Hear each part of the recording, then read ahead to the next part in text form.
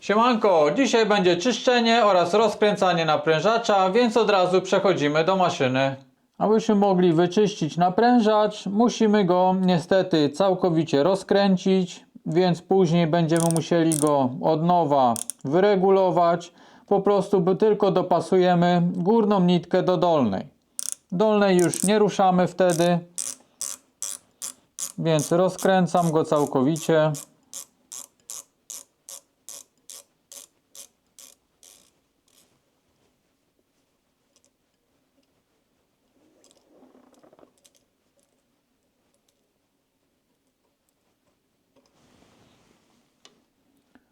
Jeśli mamy wątpliwości, czy później to złożymy, no to możemy sobie to ewentualnie nagrać albo spisać na papierze, co po kolei powinno iść. Czyli mamy najpierw tą nakrętkę. Oczywiście naprężacze są różne i części elementów może w nich nie być. W tym akurat jest pokrętło, dodatkowa taka blaszka. Przy niektórych naprężaczach ja akurat tego nie mam. Później jest sprężyna. Ta sprężyna jest jeszcze dodatkowo z takim bolcem, żebyśmy mogli ją wsadzić tutaj w ten czpień, który jest także nacięty. Ale są też sprężyny, które nie mają tego bolca. No i później mamy płytki naprężacza. Tu jest taka jeszcze jedna, na której opiera się właśnie sprężyna.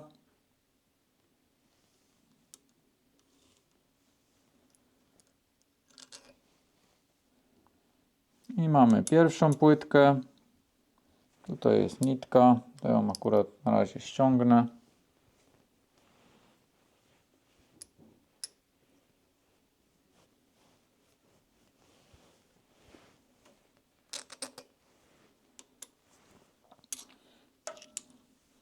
No i tu mamy jeszcze sprężynę. Ona jest jeszcze tam domontowana w środku. Żeby ją wyjąć, to trzeba troszkę tu pogrzebać, bo ona ma taki dodatkowy bolczyk, który to jest tam wpięty w obudowę. No i teraz zazwyczaj może być tutaj problem, że mamy mnóstwo różnych paprochów, jakieś pyłki i inne rzeczy. No i tak wygląda rozkręcony naprężacz. Tutaj mamy poszczególne elementy. I składamy go zawsze w ten sam sposób, czyli nie tak, ponieważ jeśli tutaj będzie nitka, to ona nie będzie miała się jak zakleszczyć pomiędzy płytkami.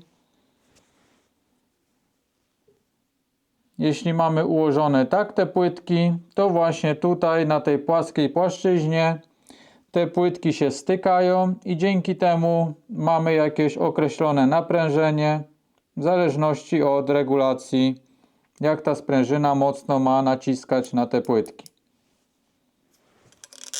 Więc montujemy pierwszą płytkę, teraz drugą, później montujemy kolejną, na której opiera się sprężyna. Następnie montujemy sprężynkę. No i teraz tutaj też jest pewna kwestia. W tej maszynie mam taką, ale może być też tak, że na przykład w maszynie z potrójnym transportem będziemy chcieli szyć dużo cieńszymi nićmi, a ona ten naprężacz ma bardziej toporny, z grubą sprężyną. Ta sprężyna jest z dużo grubszego drutu, tak żeby właśnie przy grubych niciach to naprężenie było odpowiednio duże. I może być tak, że właśnie przy takich cięższych maszynach, jeśli damy cienką nitkę, no to nawet jeśli całkowicie poluzujemy ten naprężacz, to ona i tak będzie tutaj zbyt mocno napinała tą górną nitkę. No i możemy zastosować pewne modyfikacje w obie strony. To są akurat naprężacze z nawijaczy, które są do maszyn. Tutaj zazwyczaj z boku gdzieś są przymocowane. Mam kilka różnych takich zestawów. No i możemy właśnie w zależności od potrzeb podmienić sprężynę w naszym naprężaczu. Im ona będzie z grubszego drutu, tym właśnie ten nacisk będziemy mogli zrobić większy, a im ona będzie miała cieńszy drut, tym bardziej będzie się nadawała do cieńszych nici. Więc montujemy sprężynę taka jak była, ewentualnie zmieniamy ją w razie potrzeb.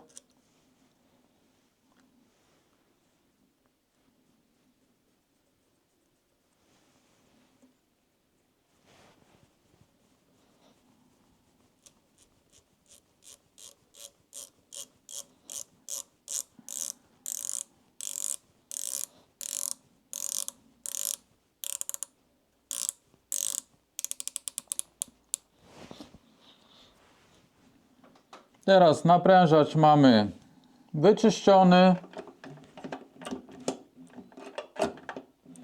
Może być też taka sytuacja, że jeśli my podnosimy stopkę, to nasz naprężacz się nie luzuje. Sam mam takie maszyny, w których coś takiego się dzieje. Nie zawsze jest to usterką, ale może to być właśnie spowodowane pewnymi problemami, które są tutaj, ponieważ ten naprężacz ma jeszcze od tylnej strony taki bolec, który właśnie pod wpływem wypchnięcia, razem jak my podnosimy stopkę, luzuje nam te płytki. Kiedyś pewna pani miała do mnie dość spore uwagi, że jak robiłem film o pierwszych krokach na maszynie, to wkładałem właśnie nitkę w płytki naprężacza bez podnoszenia stopki, bo tak jest w instrukcji. Ja ogólnie robię po swojemu. Nie każdy ma nowe maszyny, nie każdego stać, żeby właśnie kupować maszyny po kilka czy po kilkanaście tysięcy, w których wszystko jest ekstra zrobione. Sam kupuję maszyny używane, często bardzo zmęczone na produkcji i może być właśnie tak, że ten naprężacz pod wpływem podniesionej stopki nam się nie otwiera. Dlatego dla mnie dużo lepszy nawyk jest, jeśli my bierzemy tą nitkę i ją po prostu wciskamy w te płytki. Wtedy mamy pewność, że na pewno ta nitka jest wsadzona w ten naprężacz i że na pewno on nam trzyma tą nitkę, polegając właśnie na takim nawyku, że my podnosimy stopkę i powinno nam się to podnieść. No nie zawsze nam się to może podnieść i po prostu wsadzimy tą nitkę i ona będzie tylko tu sobie przylegać. A jak dostanie chwilę luzu, no to nam spadnie z całego naprężacza. Więc dlatego ja wolę stosować tą metodę, gdzie biorę tą nitkę i ją wciskam w naprężacz.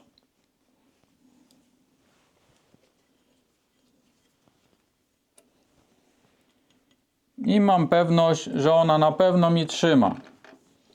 Mogę teraz jeszcze pociągnąć tą nitkę i zobaczyć, czy mam na pewno opór na tej nitce właśnie wytworzony przez naprężacz, czy jest całkowicie luźna.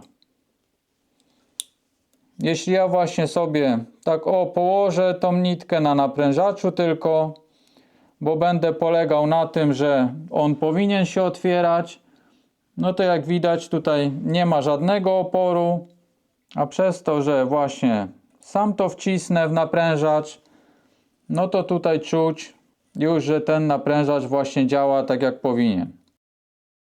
Na dzisiaj to by było już tyle. Zachęcam Was do wspierania rozwoju kanału. Mile widziana łapka, komentarz dla zasięgu i trzymajcie się. Cześć!